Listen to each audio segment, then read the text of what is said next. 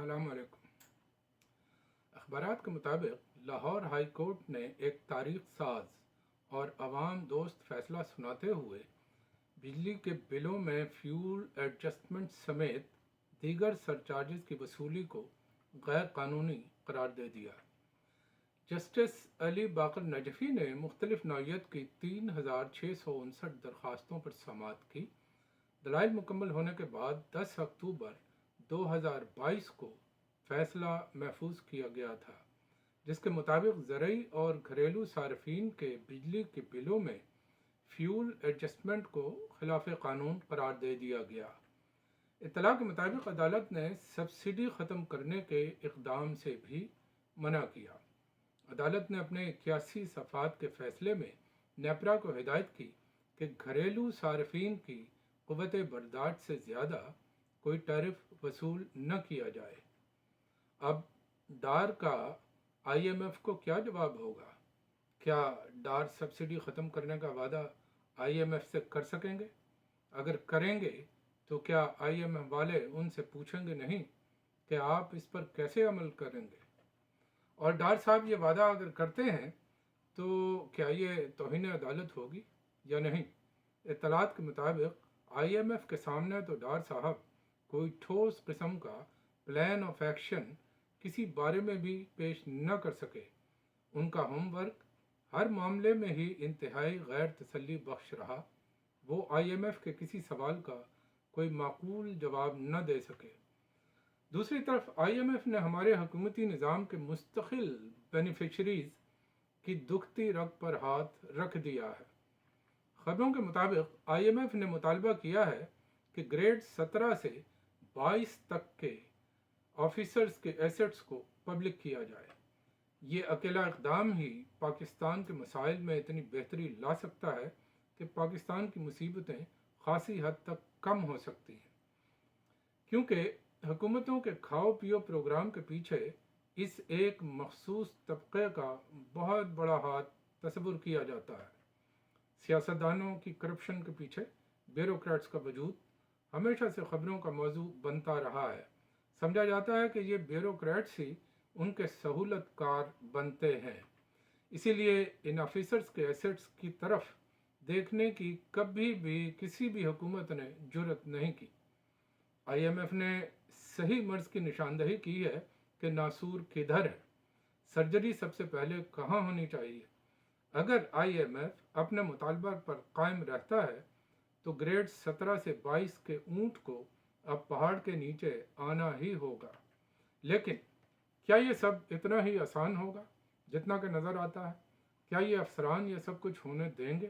ایک خبر کے مطابق آئی ایم ایف کی شرط گریڈ 17 سے 22 کے سرکاری افسران کے اثاثوں کی تفصیلات جمع کروانے کے لیے رولز تیار کیے جا چکے ہیں۔ ایف بی آر کے ایک نوٹیفیکیشن کے مطابق اعلیٰ سرکاری افسران اور ان کے اہل خانہ کو اثاثوں کی تفصیلات جمع کروانا ہوں گی۔ سرکاری افسران کو اندرون ملک اور بیرون ملک تمام اثاثے ظاہر کرنا ہوں گے۔ افسران اور ان کے اہل خانہ کے بینک اکاؤنٹس کی مکمل تفصیلات بھی جمع ہوں گی۔ بینک سرکاری افسران اور ان کے اہل خانہ کے اکاؤنٹس کی تفصیلات ایف بی آر کو دینے کے پابند ہوں گے۔ ذرا غور کیجئے، یہ تفصیل کس کو دینی ہوگی؟ ایف بی آر کو، جبکہ ابتدائی خبروں کے مطابق آئی ایم ایف نے یہ اثاثے صرف ایف بی آر کو جمع کروانے کو نہیں کہا بلکہ پبلک کرنے کو کہا ہے۔ اور پبلک کرنے کا کیا یہ مطلب نہیں لیا جانا چاہیے کہ اس کو ہر کوئی دیکھ سکے؟ کوئی بھی ٹیکس پیئر جو ٹیکس پے کر رہا ہے جان سکے کہ اس کے پے کیے گئے ٹیکس کے ساتھ کیا ہو رہا ہے، کون کون اس ٹیکس کو جو اس نے پے کیا ہے لقمہ تر سمجھ کر اڑا رہا ہے۔ تو اگر آئی ایم ایف کی ڈیمانڈ اس طرح پبلک کرنے کی ہے کہ ہر کوئی دیکھ سکے تو صرف ایف بی آر کو اثاثے جمع کروانے سے کیا یہ ڈیمانڈ پوری ہو جاتی ہے؟ جبکہ حال ہی میں ایف بی آر سے ایک فیملی کے اثاثے پبلک کے سامنے لانے کو ڈیٹا لیک کرنے کا نام دیا گیا اور وہ معاملہ عدالت کے سامنے ہے۔ تو سوال پیدا ہوتا ہے کہ صرف ایف بی آر کو اثاثے ڈکلیئر کرنے سے آئی ایم ایف کی منشا کس حد تک پوری ہوتی ہے اور قوم کا اس سے کیا فائدہ ہوتا ہے؟ کیا اس طرح اثاثے ڈکلیئر کرنے سے اثاثے ظاہر کرنے کا اصل مقصد پورا ہو جاتا ہے۔ اس تفصیل میں جانے کی ضرورت تو نہیں ہے کہ ایف بی آر میں خود میں کس حد تک شفافیت ہے۔ وہ تو ایف بی آر کے چیئرمین شبر زیدی مختلف بیانات سے واضح کرتے رہے ہیں، سابق چیئرمین، جو وہ وقتاً فوقتاً دیتے رہے ہیں۔ تو دیکھنا یہ ہے کہ حکومت اس سلسلے میں آئی ایم ایف کی آنکھوں میں دھول جھونکنے میں کامیاب ہو پائے گی یا نہیں۔ دوسری طرف حکومت کا لے پالک میڈیا یہ باور کروانے میں لگا ہوا ہے کہ آئی ایم ایف کی ڈکٹیشن کی وجہ سے حکومت مہنگائی کرنے جا رہی ہے۔ گویا یہ فیصلے حکومت نہیں کر رہی بلکہ آئی ایم ایف کروا رہا ہے۔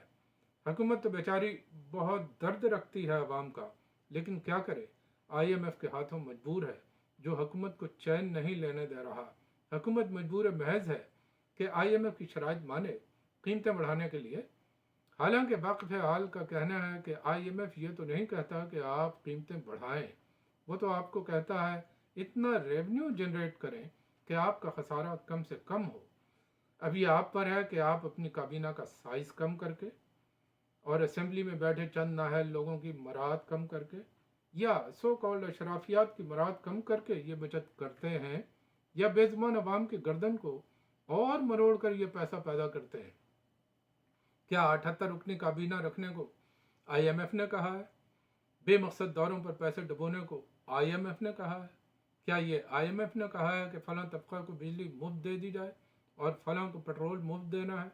یہ تو آئی ایم ایف نے نہیں کہا۔ اس نے تو کہا ہے کہ آپ کے اخراجات آپ کی آمدن سے زیادہ ہے، جو خسارہ کا باعث ہے، اپنا خسارہ کم کیجیے۔ اب یہ تو آپ کو بتانا ہے کہ آپ کو عوام کا درد ہے یا ان لوگوں کا جن پر ہمیشہ سے بے محابہ پیسہ خرچ ہو رہا ہے۔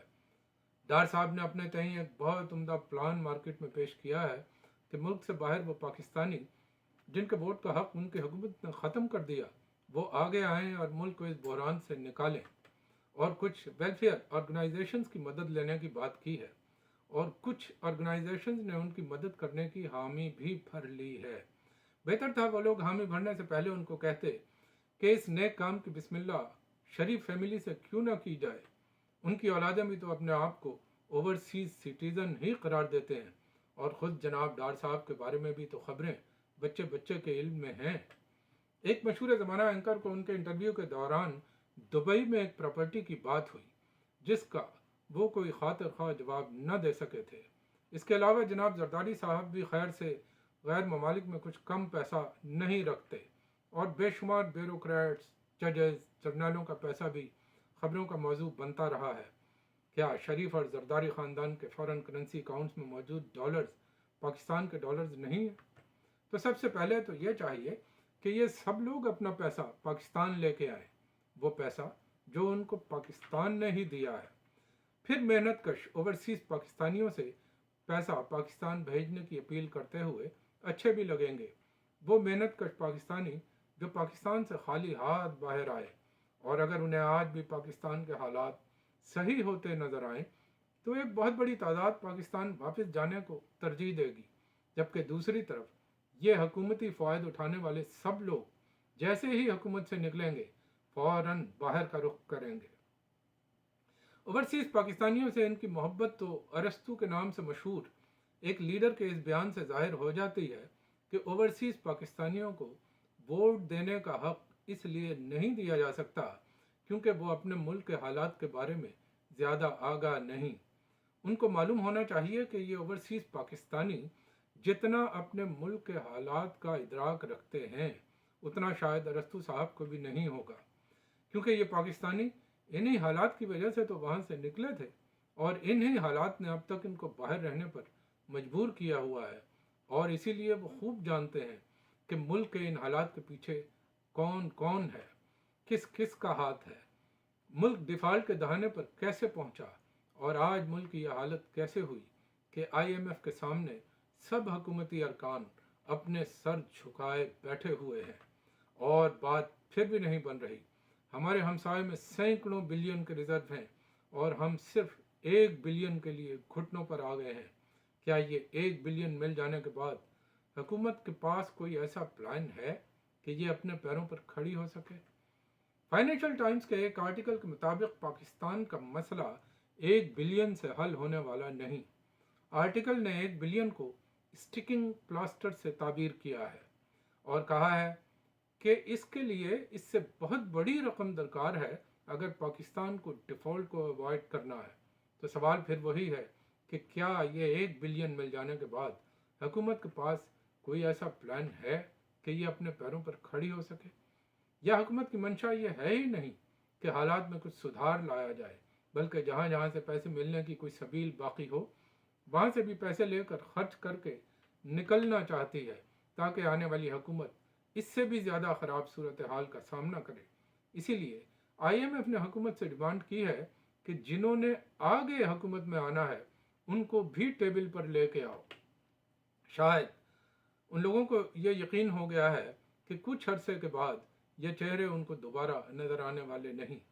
اب حکومت نے خان سے رابطہ بحالی کا پروگرام بنایا ہے، لیکن خان بھی اتنا پاگل تو نہیں ہے کہ وہ جا کے سائن کر دے اور یہ لوگ پیسہ پکڑ کر 80 رکنی کابینہ پر خرچ کر کے اور بے شمار دوسرے طریقوں سے پیسہ صاف کر کے پتلی گلی سے نکل لیں اور خان ان کے جرائم کا توق اپنے گلے میں ڈال کر ان کے لیے ہوئے اور خرچ کیے ہوئے پیسے کو ادا کرتا پھرے اور پیسہ یہ اڑائیں اور قیمتیں خان کو بڑھانی پڑیں، جبکہ ان کی اور خان کی پیسہ خرچ کرنے کی ترجیحات بالکل مختلف ہیں۔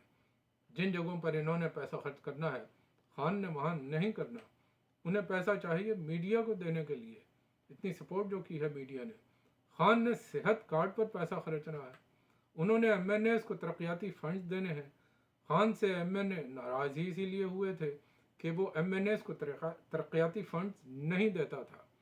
ان لوگوں کو پیسے خرچنے کے بہت سے طریقے معلوم ہیں۔